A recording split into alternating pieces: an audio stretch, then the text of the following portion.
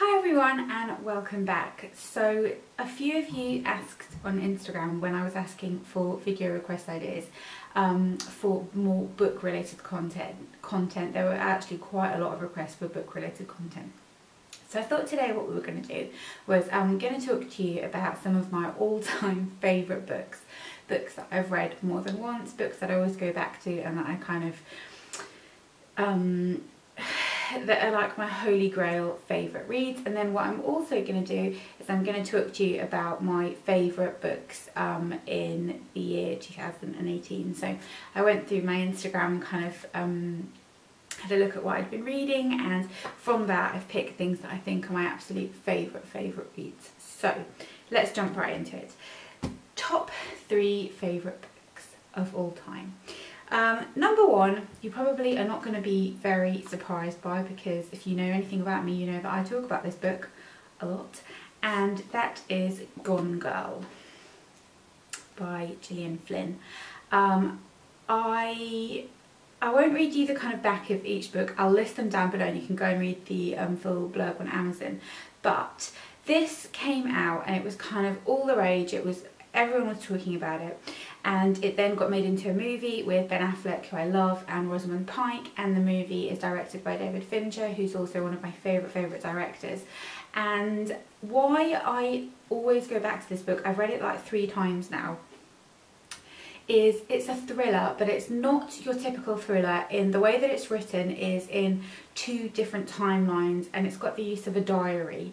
And it's difficult with these books to kind of say enough and not too much, if that makes sense. So enough to make you want to read it, but not too much that you're it spoiled it for you. Somebody spoiled it for me on Instagram when I first started reading it, which I thought was really uncool.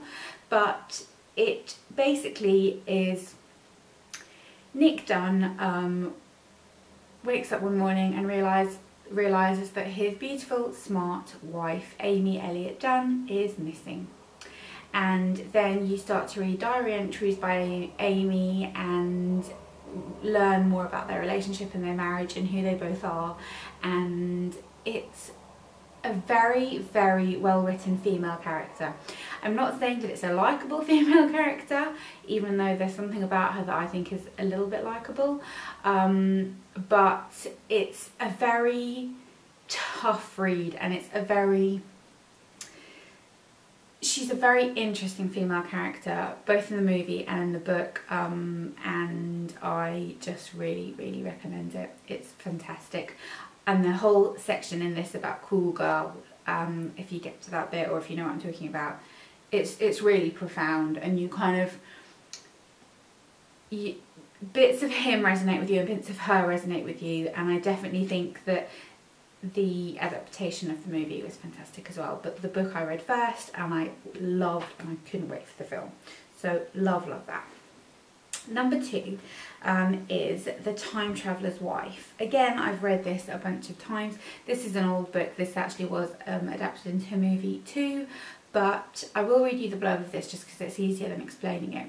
But this one says, this is an extraordinary love story of Claire and Henry, who met when Claire was 6 and Henry was 36, and were married when Claire was 21 and Henry was 30. Impossible but true, because Henry suffers from a rare condition where his genetic clock periodically resets and he finds himself pulled suddenly into his past or future. In the face of this force they can neither prevent nor control, Henry and Claire struggle to lead normal lives in both an intensely moving and entirely unforgettable. And it is such a beautifully written book. It's romantic, it's touching, it's unusual, and it's beautifully written. And I've read it like 3 times. In fact, I haven't read it for a very long time actually, so maybe it's due a revisit for me. But yeah, it's just a beautiful book, and a really great love story as well.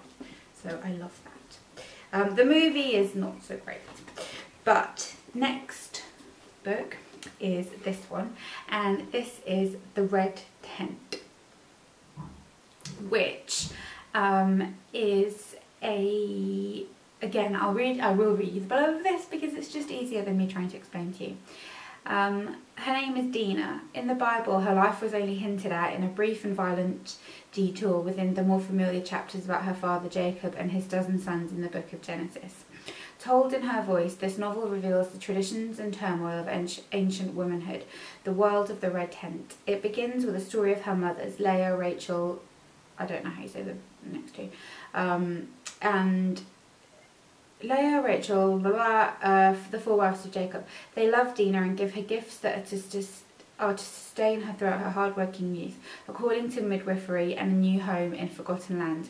Her story reaches out from a remarkable period of clear history and creates an intimate, immediate connection. Deeply affecting, The Red Tent combines rich storytelling with a valuable achievement in modern fiction, a new view of biblical women's society.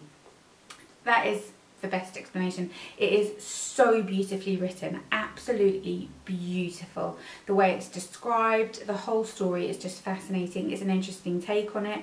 It's not something that I would have necessarily picked up. I have read all of those books that everybody raves about, like The Kite Runner and those types of things, and I like them, but thrillers is more my genre, and I tend to prefer that kind of thing. But this is an outstanding book, and I have read it numerous times, and I always recommend it to people because I think it's just a beautiful story. So that one. I'm not entirely sure on the historical accuracy of it, though. I will give it that. Just pop it on the bed there. It's not very nice, is that? I'm throwing books, but the bed's like opposite me, so I'm not actually throwing them very far. So those are my top three favourite books of all times. I will give an honourable mention to another one from Gillian Flynn that I've read twice, which is I wanted to say The Lovely Bones, that's a different book. Sharp Objects, that's fantastic as well. Really recommend that. Gillian Flynn's got Gone Girl, Sharp Objects and Dark Places. Dark Places is the most meh, and there's a film adaptation of Dark Places which is not very good. The series adaptation of Sharp Objects is with Amy Adams, and it's really, really, really good. So really recommend those. I'm telling you about the film versions because I know some people are interested in both. So that's that. Then moving on to my favourite reads of 2018. I have actually only got 3 here, but I wanted to kind of keep it honest. Number 1 is this, and this is The Sinner, which again, some of you will know from the Netflix series. This is actually the more, the creepier version of The Sinner, if you can believe that. It's set in Germany, which I think adds to it being more creepy because it's kind of more unknown.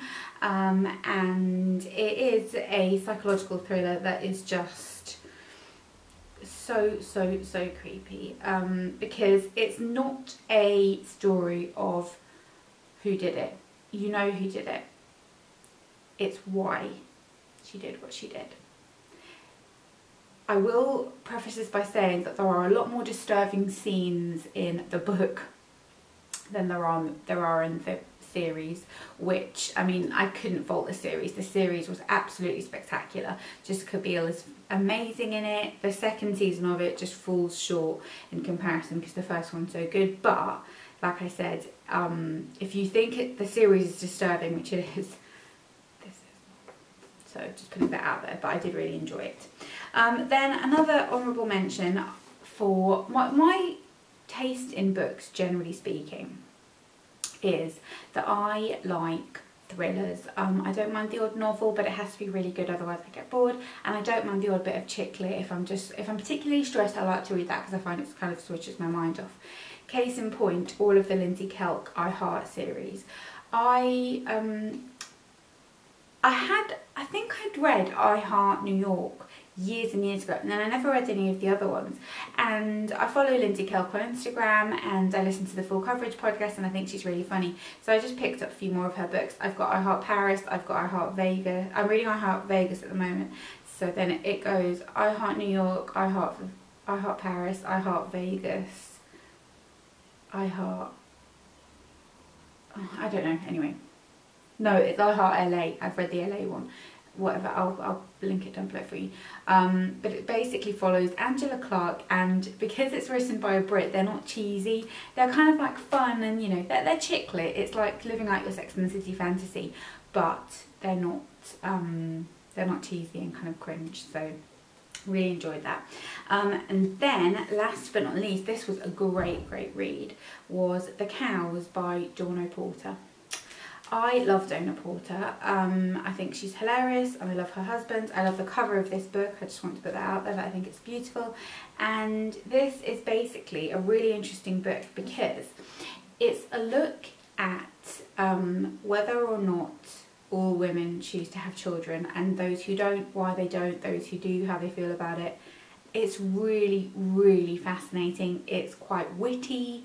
It's unlike a lot of other books that I've read, and it's definitely one that I think a lot of people won't necessarily get, but I really enjoyed it.